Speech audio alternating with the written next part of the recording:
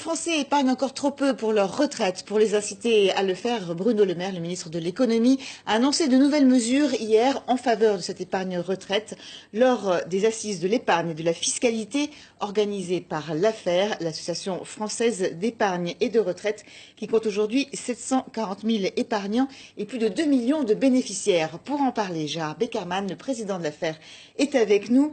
Alors ces nouvelles mesures en faveur de l'épargne retraite, elles concrétisent finalement ce qu'on sait maintenant depuis longtemps, c'est-à-dire que la retraite par répartition ne suffit pas, qu'il faut absolument capitaliser dès son plus jeune âge. C'est exact. La retraite par répartition a bien réparti depuis la guerre. Elle a bien réparti grâce au principe de rente, mais elle ne répartit aujourd'hui que des miettes. Il faut donc la compléter précisément par l'assurance vie et les nouveaux produits d'épargne retraite. Alors dans ces nouvelles mesures annoncées par Bruno Le Maire, il y en a une qui est très importante, c'est-à-dire qu'on pourra maintenant sortir à la fois en rente, c'est déjà le cas, mais également en capital. Alors expliquez-nous qu'est-ce que ça veut dire? Ça veut dire beaucoup, c'est une extraordinaire conquête, cette loi Pacte. C'est une conquête parce qu'elle reconnaît le principe de la liberté. C'est une révolution? Ah oui, c'est la révolution. Comme en 1789, où on avait reconnu que la propriété devait être inscrite dans la Déclaration des droits de l'homme, eh bien la loi Pacte, c'est la même chose. Elle introduit pour la première fois depuis la guerre la notion de liberté. L'épargne, elle appartient aux épargnants. Les épargnants sont des adultes, les épargnants sont des êtres libres et responsables qui ont travaillé toute une vie. Il est normal qu'ils aient leur mot à dire personnellement, individuellement, sur leurs produits, de leur effort et de leur travail. Donc on peut sortir en rente, c'est-à-dire donc avoir un montant chaque mois, mais on peut sortir en capital, donc récupérer son argent en une seule fois, et ça c'est intéressant si on veut faire un achat, par exemple un appartement, une maison. Il y a deux choses. Il y a l'assurance vie, et le ministre a dit qu'il ne toucherait pas. Et d'ailleurs, la réforme qui a été votée à la loi de finances de 2017 a préservé l'ensemble des atouts de l'assurance vie, à la fois le régime des exonérations et le régime des successions.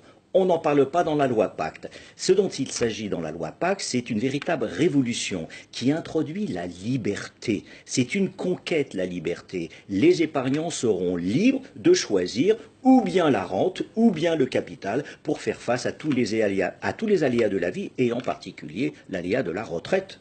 Il y a également une meilleure fiscalité. Oui, alors le ministre a prévu un cadre fiscal préférentiel pour ces nouveaux produits d'épargne retraite dont il nous dit qu'ils seront portables au cours du cycle de vie de l'épargnant. Parce que prenez des Français qui travaillent, ils sont dans une entreprise grand A, ils vont aller dans une entreprise grand B. Et ils pourront partir avec leurs produits sur le dos, leur sac à dos. Ils partiront avec. Jadis, ils étaient figés. Aujourd'hui, grâce à la loi Pacte, ils sont libres de partir avec. Est-ce que quand même toutes ces nouvelles mesures ne vont pas cannibaliser votre produit phare à vous, qui est l'assurance vie?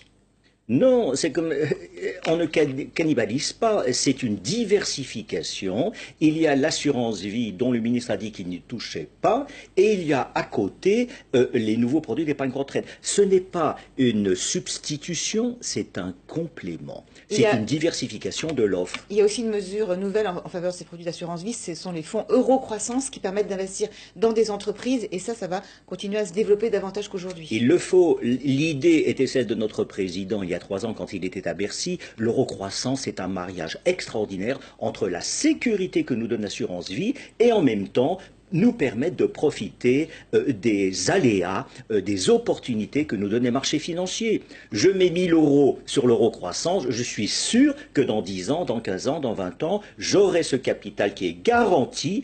Et en plus, il devrait y avoir une valorisation de cette épargne grâce aux performances boursières. Et j'aurais aidé les PME au passage.